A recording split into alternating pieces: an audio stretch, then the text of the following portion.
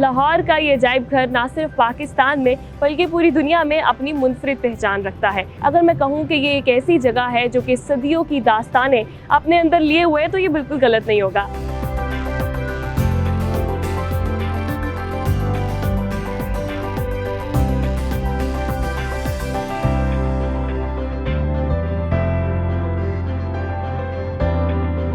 तो लाहौर म्यूज़ियम ने सिंस 1894 इस चीज़ को ये इंश्योर किया है बात को कि हमारा जो कल्चर है, सिविलाइजेशन है, हमारी जो सोसाइटी की नॉर्म्स हैं, जो ट्रेडिशंस हैं, इसको डिस्प्ले किया जाए, इनको अलाइव रखा जाए।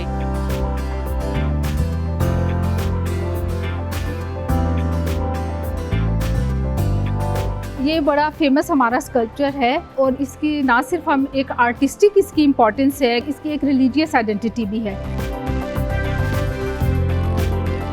अस्सलामुअलैकुम, welcome to your show zoom in with your host Amin Mahmood. नाज़रीन, लाहौर एक ऐसा शहर है जो कि तारीख, सकाफ़त और तहज़ीब में बहुत रिच है। अगर मैं बात करूँ इस शहर में वाक़े लाहौर म्यूज़ियम की, तो ये लाहौर म्यूज़ियम जो है वो अंडर आता है tourism, archaeology and museums department, government of the Punjab का डिपार्टमेंट है। लाहौर का ये अजायब घर ना सिर्फ पाकिस्तान में बल्कि पूरी दुनिया में अपनी मुनफरिद पहचान रखता है। गंधारा तहज़ीब से लेकर मुगलिया दौर की शान शौकत, और साथ ही साथ अगर मैं बात करूँ यहाँ पर सिक्के, कदीम असलहा, और साथ अगर मैं यहाँ पर देखूँ तो कौमी तहरीक की झलकियों से लेकर मजहबी फन पारे हमें यहाँ पर देखने को मिलते हैं। अगर मैं कहूँ कि ये एक ऐसी जगह है जो कि सदियों की दास्तानें अपने अंदर लिए हुए है तो ये बिल्कुल गलत नहीं होगा। आइए चलते हैं और आज एक्सप्लोर करते हैं ज़ूम इन में लाहौर म्यूज़ियम को।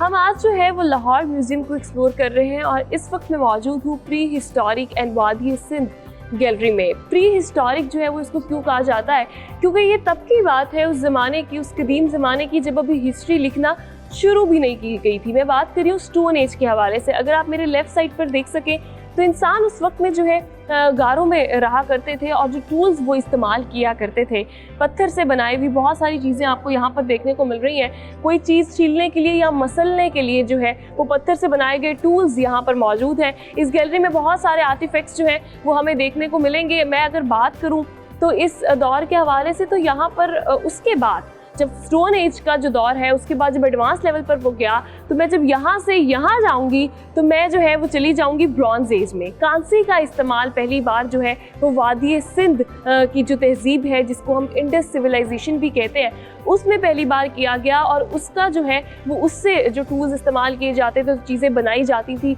रोज़मर्रा अपने इस्तेमाल की, वो यहाँ पर मौजूद हैं।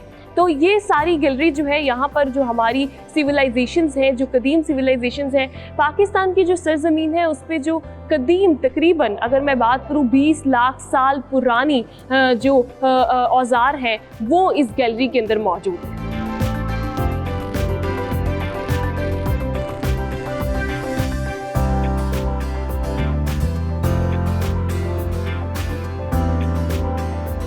हम जब बात करते हैं म्यूज़ियम के हवाले से अजायब घर की स्पेसिफिकली अगर मैं बात करूं तो यहाँ पर किस तरह से जो हमारी कदीम तहज़ीबें हैं उनको प्रिजर्व किया गया और इंटरनेशनल टूरिस्ट जो हैं वो भी यहाँ पर मौजूद होते हैं। अभी मुझे ज्वाइन भी किया, मैं उनसे बात भी करूँगी। अस्सलाम वालेकुम, how are you? I am well, thanks, how are you?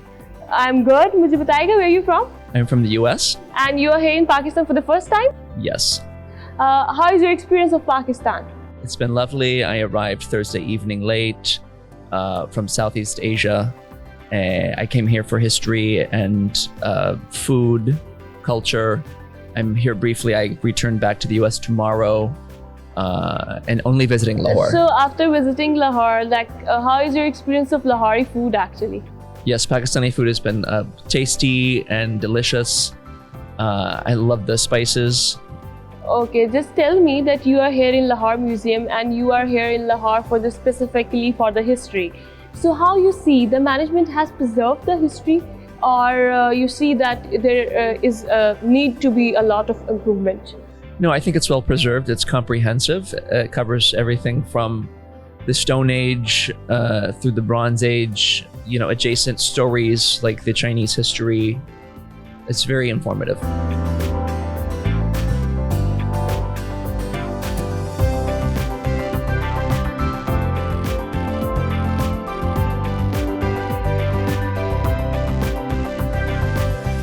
इस वक्त मैं लाहौर म्यूज़ियम की इस्लामी गैलरी में मौजूद हूँ। अगर हम बात करें 712 में मोहम्मद बिन कासिम ने जब सिंध को फ़तह किया तो उसके बाद बरे-सगीर पाको हिंद में एक अजीम कौम जो है वो वहाँ पर आई सामने। मैं अगर बात करूँ अरबों से कबल की, तो अरबों से कबल बरहमन अरूज पर था और बुद्ध मत और जबीन मत जो है उसके कुछ असरात को कबूल करने के बाद बाकी सबको ख़त्म कर दिया गया और फिर इस्लाम का जो फ़लसफ़ा हयात है वो सामने रखा गया, जिसने अपनी एक जो मुनफरिद हैसियत है वो बरकरार रखी। इब्तदाई फतूहात के बाद शमाल मगरिब से भी फतह आना शुरू हो गई। महमूद गजनवी और शहाबुद्दीन गौरी ने शानदार जंगी कारनामों के बाद जनाब जो है वो कुतुबुद्दीन ऐबक के लिए एक शानदार सल्तनत का जो है वो क़याम किया और जो बाद में पानीपत के मैदान में बाबर ने इब्राहिम लोदी को शिकस्त देकर मुगलिया दौर हमने उसके बाद जो है वो देखा। अगर मुगलिया दौर के हवाले से बात की जाए, ओवरऑल बात की जाए, और फिर हम उसमें देखते थे कि फ़नून ख़ताती हमें देखने को मिलता था और मुख्तलिफ आर्टिफैक्ट्स जो हैं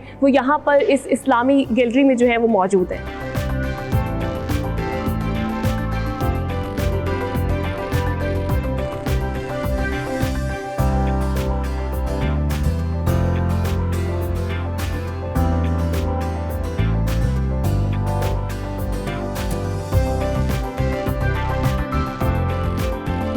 अभी मुझे ज्वाइन किया है डायरेक्टर लाहौर म्यूजियम नबीला इरफान साहिबा ने। अस्सलाम वालेकुम, welcome to discover Pakistan TV. कैसी हैं आप? वालेकुम अस्सलाम, बहुत शुक्रिया, आई एम गुड। मुझे ये बताइएगा कि हम सिग्निफिकेंस की अगर बात करते हैं तो लाहौर म्यूजियम जो है उसकी क्या सिग्निफिकेंस है हिस्टोरिकल पर्सपेक्टिव से, चूँकि यहाँ पे पूरी तकरीबन जो हिस्ट्री है वो यहाँ पे आप प्रिजर्व हुई है, तो ये कितना इम्पॉर्टेंट है? देखें, जो लाहौर म्यूज़ियम है, this has been working as museum since 1894 and it was a purpose built building and since then it has been working as museum. इसका जिस तरह मैंने कहा कि this is a purpose built building, so it means कि हमने यहाँ पर जितने भी आर्टिफैक्ट्स को डिस्प्ले करना था वो म्यूज़ियम के पर्सपेक्टिव के हवाले से ही था। जब हम अपनी हिस्ट्री, कल्चर, आर्ट, आर्कियोलॉजी और इन सारे रेलिवेंट सब्जेक्ट की बात करते हैं जो कि एक सिविलाइजेशन से रिलेटेड होते हैं, जो एक सिविलाइजेशन को ग्रो करते हैं, फॉस्टर करते हैं, स्ट्रेंथन करते हैं, तो फिर म्यूज़ियम्स की बात को हम इग्नोर नहीं कर सकते। तो लाहौर म्यूज़ियम ने सिंस 1894 इस चीज़ को ये इंश्योर किया है बात को कि हमारा जो कल्चर है, सिविलाइजेशन है, हमारी जो सोसाइटी की नॉर्म्स हैं, जो ट्रेडिशंस हैं, इसको डिस्प्ले किया जाए, इनको अलाइव रखा जाए। यंग जनरेशन, हमारी जो ओल्ड पॉपुलेशन है, हमारे जो छोटे बच्चे हैं, इन सब की इंटरेस्ट के लिए यहाँ पर कुछ ना कुछ ऐसा हो, अवेयरनेस भी मिलती रहे और साथ ही साथ वो एक ही प्लेटफॉर्म के ऊपर, एक ही जगह के ऊपर जो है वो स्टडी भी कर सके डिफरेंट सिविलाइजेशंस को। मुझे बताइएगा यहाँ पे टोटल कितनी गैलरीज हैं, कौन कौन सी गैलरीज हैं और अभी मज़ीद आप जो है वो इनमें क्या इनिशिएट करने जा रहे हैं? हमारे पास ऑलमोस्ट 15 गैलरीज हैं and these all galleries are operational. इनमें जो फेमस है वो गंधारा है, हमारी चाइना गैलरी है, हमारी सिख गैलरी है, इंडस है और वेरियस अदर गैलरीज हैं जो कि इम्पॉर्टेंट हैं इन देयर ऑल टर्म्स। एक हमारी कॉइन्स की भी गैलरी है जो कि बहुत वैल्यूएबल है। हमारी टोटल जो आर्टिफैक्ट्स हैं वो ऑलमोस्ट 63,000 है। सारे डिस्प्ले के ऊपर नहीं है, कुछ हम रिजर्व में चीज़ें रखते हैं, लेकिन हम ऑन एंड ऑफ उनको रोटेशन मोड में रखते हैं, यानी कुछ चीज़ें बाहर आ जाती हैं, कुछ अंदर चली जाती हैं और डिस्प्ले पे भी इस तरह नई से नई चीज़ें रहती हैं ताकि जब भी जो ऑडियंस आती है they find something really new and feel interest in whatever is displayed. मुझे बताइएगा यहाँ बहुत सारे टूरिस्ट भी आए होते हैं डेली बेसिस पे भी, वैसे भी तो नंबर ऑफ टूरिस्ट कितने हैं? इंटरनेशनल टूरिस्ट भी आते हैं। टूरिस्ट के लिए यहाँ पर कौन सी ऐसी स्पेसिफिकली आप लोगों ने प्लेसेस या स्पॉट्स रखे हैं जो कि उनके लिए इंटरेस्ट का बाइस है rather than history and other things? देखें, टूरिस्ट जो हैं वो लाहौर म्यूज़ियम में ऑलमोस्ट एवरी डे 1000 के करीब आते हैं। जब हम इंटरनेशनल टूरिस्ट्स की बात करते हैं तो वो हमारे पास एनुअली 6 to 7,000 आते हैं, जिसमें कि हमारे पास चाइना से भी टूरिस्ट आते हैं, कोरिया, कनाडा, अमेरिका, यूके, ये मेन हब्स हैं जहाँ से लोग आते हैं। क्योंकि बहुत सारे लोगों को मैं समझती हूँ जो बाहर से आते हैं उनको अपनी जो गैलरीज़ हैं, जैसे जैन में हमारे पास कुछ बहुत इंपॉर्टेंट चीज़ें हैं, सिख गैलरी है तो उसमें बहुत उनके लिए एक्यूरेट चीजें हैं, communities के लिए तो बड़ी वो important है। बिल्कुल इंपॉर्टेंट है और वो they feel affiliated emotionally, so they come and enjoy. दौर जो है वो डिजिटलाइजेशन की तरफ जा रहा है, मॉडर्न हो रहा है, बल्कि हो चुका है अगर मैं कहूँ तो किस तरह जो है वो लाहौर म्यूजियम आपका जो डेटा है, आपकी जो हिस्ट्री है, आपकी सारे आर्टिफैक्ट्स है, उनको डिजिटलाइजेशन की तरफ लेकर जाने में कोई रोल प्ले कर रहा है या नहीं? You are totally right that this is the IT world nowadays, and Lahore Museum is fully aware of this fact. Keeping in view this thing, there was a project which was carried out with the help of Planning and Development Board, Government of Punjab, wherein we have gone for a project with the help of PTechP. This is a sort of project जो कि हमारी tourism growth से related different activities के ऊपर काम कर रहा था। अच्छा, मुझे ये बताइएगा कि स्पेसिफिकली जब हम बात करते हैं, अभी आप लोग भी जो है वो ये सारे जो यहाँ का डेटा है, चीज़ें हैं, उसको मीडिया वाइज भी जो है वो डिजिटलाइजिंग अवेयरनेस के थ्रू और कैंपेन्स के थ्रू भी आप पहुँचाना चाहते हैं, तो वो आपकी क्या अचीवमेंट है और आगे जो है वो इस म्यूज़ियम को एक्सपैंड करने का आपका कोई इरादा है या नहीं? देखिए, लाहौर म्यूज़ियम का जो एजुकेशनल प्रोग्राम था वो बहुत एक्टिवली काम कर रहा था। There were various activities we were going through, जिसमें सेमिनार्स हैं, बुक्स की इनॉग्रेशन है, हमारी जो वेरियस जो एक्सपर्ट्स आते हैं वो टॉक करते थे डिफरेंट सब्जेक्ट्स के ऊपर। तो हमने इसी चीज़ को कीप इन माइंड रखते हुए कि हमारा जो एजुकेशनल प्रोग्राम है that is really working well, तो हमने एक डिजिटल टीम हायर की है जिसमें डिजिटल स्टूडियो है, और हम इस डिजिटल स्टूडियो के through various experts all around the world एक प्लेटफॉर्म के ऊपर जो कि म्यूज़ियम से रिलेटेड सब्जेक्ट्स हैं उनके ऊपर हम टॉक्स करते हैं, वेरियस चैलेंजेस क्या हैं, क्या सोल्यूशंस हो सकते हैं। So this team is working really hard and we are hoping for the best. Yes. After discussion. Thank you so much. Thank you.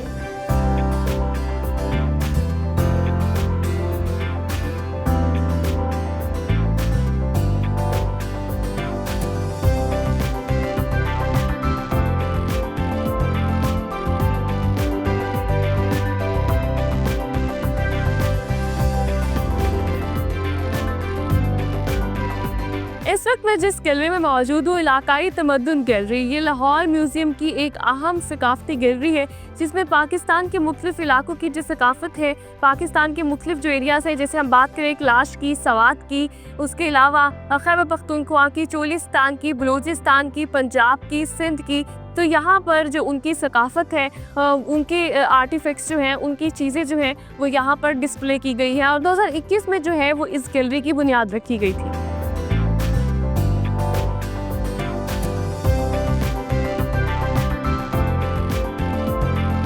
आज हम लाहौर म्यूज़ियम में जो है वो डिफरेंट गैलरीज को एक्सप्लोर कर रहे हैं। इस वक्त जो है वो मैं गंधारा गैलरी जो है उसमें मौजूद हूँ। गंधारा तहज़ीब की अगर हम बात करें तो पहले हम लोग देखते हैं कि इंडस सिविलाइजेशन, वादी जो सिंध है उसकी सिविलाइजेशन आती है, उसके बाद ये आती है सारी कदीम जो तहज़ीबें हैं उनकी यहाँ पर जो है वो कलेक्शन हमें नज़र आती है इस लाहौर म्यूज़ियम के अंदर। अभी जो है वो मुझे ज्वाइन किया है, रिसर्च इंचार्ज भी है और यहाँ पे गंधारा गैलरी को भी ओवरऑल और इंडस सिविलाइजेशन की जो गैलरी है उसको भी देखती है। अस्सलाम वालेकुम अलीज़ा, कैसी हैं आप? मैं बिल्कुल ठीक हूँ। मुझे ये बताइएगा कि जब हम बात करते हैं स्पेसिफिकली तहज़ीब के हवाले से, सिविलाइजेशन के हवाले से, तो इंडस सिविलाइजेशन के बाद हमें गंधारा देखने को मिलती है। मुझे बताइएगा हिस्टोरिकली क्या थी ये, कितनी कदीम है, क्या थी और अभी जो है किस तरह यहाँ पे आपने इनको प्रिजर्व किया? अच्छा, आपने अभी जैसे इंट्रो में बताया है कि हमारे पास डिफरेंट तहज़ीब की चीज़ें यहाँ मौजूद है, तो ठीक है हम थोड़ा सा अपने देखने वालों को बताएं कि इंडस जो है हमारे पास सबसे जो अर्लीस्ट हमारे पास उसकी एविडेंस है तहज़ीब की, वो हमारे पास इंडस के आते हैं। और मैं अपने जो यहाँ आने वाले विज़िटर्स हैं, हमारे पास डिफरेंट स्टूडेंट्स, रिसर्चर और आम लेमैन भी आते हैं, मैं हमेशा उन्हें ये बात बताती हूँ कि आप इस चीज़ पे प्राउड फील किया करें कि जो तहज़ीब है वो स्टार्ट इस रीजन से हुई है। ठीक है, हमारा पाकिस्तान, हम ब्लेस्ड हैं कि हमारे पास जो है पत्थर के दौर से, कि जब हम इंसानी तहज़ीब को डिवाइड करते हैं 3 हिस्सों में, जैसे हम कहते हैं कि ये उसका पत्थर का दौर है, फिर उसका बाद में जो है ब्रॉन्ज आ जाए, फिर लोहे जो है आयरन एज आती है हमारे पास। तो जो पत्थर का दौर था उसमें फूड गैदरर था, जमा करता था खुराक और शिकार करना, और वो उस दौर के भी हमारे पास कोई 20 लाख साल पुराने आर्टिफैक्ट जो हैं स्वां वैली जो नियर जो रावलपिंडी है, स्वां रिवर, वो भी यहाँ लाहौर म्यूज़ियम की जीनत है। इसके अलावा फिर मेहरगढ़ आ जाता है जो हमारा न्यूलिथिक पीरियड है, जिसके अंदर जब इंसान जो है वो फूड प्रोड्यूसर बन गया, उसने कल्टीवेशन स्टार्ट की, घर बनाने शुरू किए, और वो कुछ तकरीबन आज के 2000 साल डाल के कोई 9000 साल पुराना जो है वो तहजीब भी हमारे पाकिस्तान में मौजूद है। तो हम तो तब से तहजीब याफ्ता है जब अभी सारी दुनिया ने तहजीब हमसे सीखी है। अच्छा जी, मुझे ये बताइएगा कि सबसे प्रीशियस जो आर्टिफैक्ट है यहाँ पे गंधारा सिविलाइजेशन की मैं बात करूँ तो यहाँ पे क्या है? देखिए, अब जिस गैलरी में हम खड़े हैं ये हम इसको ये कह सकते हैं कि ये दुनिया की बेस्ट कलेक्शन जो है वो इस गैलरी में मौजूद है, क्योंकि आपको गंधारा की जो है ये एक खित्ते का नाम है। Gandhara means the land of fragrance, ठीक है, गंध मीन खुशबू। तो ये खुशबू की जगह ये पूरा एक रीजन था जिसके अंदर हमारा जो है कि पिके का बहुत सारा हमारा खैबर पख्तूनख्वा से, फिर हमारा टेक्सला और कुछ इनके मुताबिक पिंडी का भी कुछ एरिया आता है। तो यहाँ से हमें जो चीज़ें हमें मिली हैं तो ये तकरीबन बुधा की जो पैदाइश है या बुधा का दौर है, आज के दौर से लगाएं तो कोई तकरीबन 2000 या 2500 साल पुराना बनता है। तो अभी जो उसका बुत बनाया गया या उसका स्कल्पचर जो आइकॉनोग्राफी स्टार्ट हुई वो उसकी डेथ के भी तकरीबन 500 साल के बाद उसकी जो है वो बुत बनाया गया, क्योंकि वो खुद बुत परस्ती के ख़िलाफ़ था। एक हिंदू राजा था जो बाद में कन्वर्ट हुआ।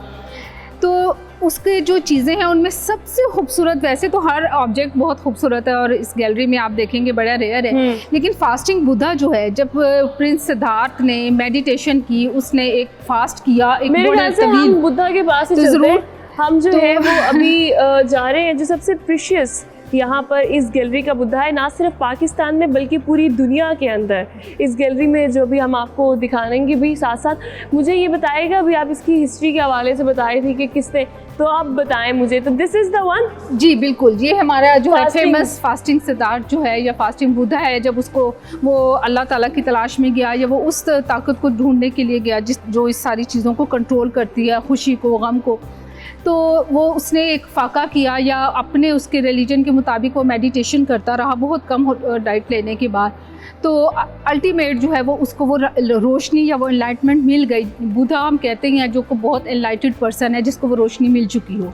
तो ये बड़ा फेमस हमारा स्कल्पचर है ऑल ओवर द वर्ल्ड, और इसकी ना सिर्फ हम एक आर्टिस्टिक इसकी इम्पॉर्टेंस है कि ह्यूमन जो है एनाटॉमी को इतनी खूबसूरती से दिखाया गया है, उसकी रिब्स हैं या वो, इसके साथ साथ आप देखिए इसकी एक रिलीजियस आइडेंटिटी भी है। जो बुद्धिस्ट लोग हैं उनके नज़दीक इसकी बहुत ज़्यादा अहमियत है और वो यहाँ आते हैं, इसकी इबादत करते हैं, इसको देखते हैं।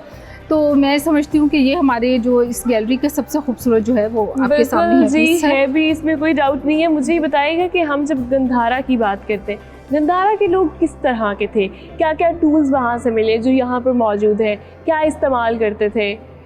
देखिए, गंधारा जो है, अगर जैसे बीइंग एन आर्कियोलॉजिस्ट और म्यूजियोलॉजिस्ट मैं ये समझूंगी ये बहुत पुराने लोग नहीं थे, क्योंकि हम तो लाखों साल पुरानी बातें करते हैं, ये तो 2000 साल पुरानी बात हम कर रहे हैं।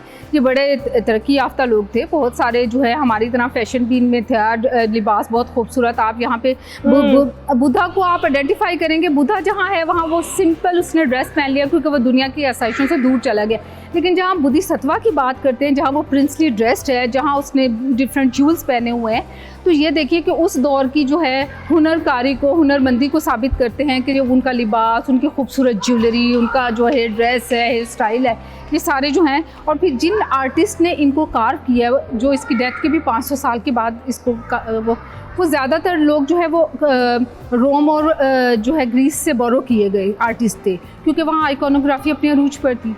तो उन्होंने कहीं ना कहीं, आप देखेंगे बुद्धा की शक्लें वेरी कर रही हैं, तो वो कहीं ना कहीं अपने खुदाओं को, अपने गॉड को जो है वो बुद्धा की शक्ल में तराश दिया। जैसे कि आप आगे जाएंगे तो वहाँ पर एक लाइफ साइज़ आपको बुद्धा नज़र आएगा, उसके कर्ली हेयर्स जो हैं, उसका मस्कुलर बॉडी जो है वो उन्होंने अपने गॉड अपोलो को डिपिक्ट करने की कोशिश की है बुद्धा में। तो हम ये कह सकते हैं कि जो अब वहाँ बहुत सारी डायनेस्टीज़ थी, जैसे मौर्यन डायनेस्टी है, कुशान थे, इनके कॉइन्स हैं जो हमें बड़े खूबसूरत कार्व किए हुए कॉइन्स हमें इनके मिलते हैं। Thank you so much. मज़ीद चलते हैं, देखते हैं कि लाहौर म्यूज़ियम की जो डिफरेंट गैलरीज हैं उनमें कौन कौन सी तारीख जो है वो इसने अपने अंदर जो है वो समाई हुई है।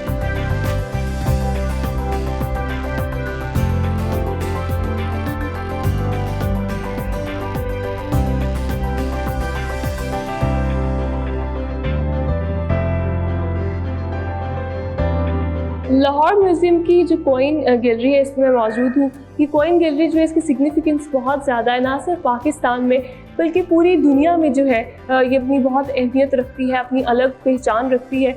इसमें जो कदीम कॉइन्स हैं, डिफरेंट जो लोगों ने कदीम ज़माने में इस्तेमाल किए, वो सारे तकरीबन यहाँ पर जो है वो डिस्प्लेड हैं।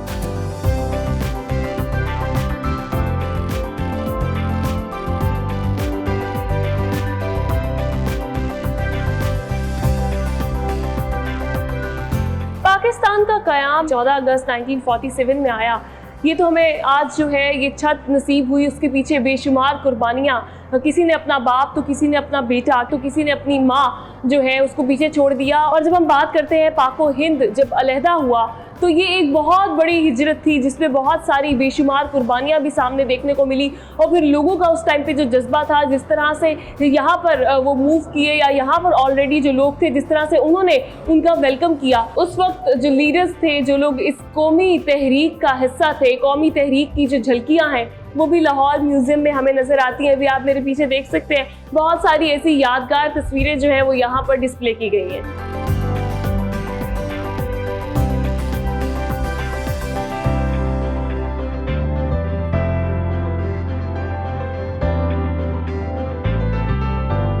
आज हमने लाहौर म्यूज़ियम को एक्सप्लोर किया। यहाँ पर जो है वो मुख्तलिफ आर्टिफैक्ट्स हमने देखे। फिर हम बात करिए कदीम सिविलाइजेशन के हवाले से, कॉइन्स के हवाले से, कदीम असलहा और फिर गंधारा तहजीब से लेकर मुगलिया दौर की शान व शौकत। तो तमाम ये जो गैलरीज़ हैं यहाँ पर हमें अपनी जो तारीख़ है, जो मुख्तलिफ ना सिर्फ हमारी तारीख़ बल्कि जो है वो दुनिया की तारीख़ पूरी जो है वो यहाँ पर हमें दिखाई देती है। मुख्तलिफ दास्तानें जो हैं वो भी यहाँ पर हमें जो है वो मिलती हैं। इसी के साथ मैं प्रोग्राम का इख्तिताम करती हूँ। अपना बहुत ख्याल रखिएगा। अपनी मेज़बान रामीन महमूद को प्रोग्राम ज़ूम इन से दीजिए इजाज़त। अल्लाह निगहबान।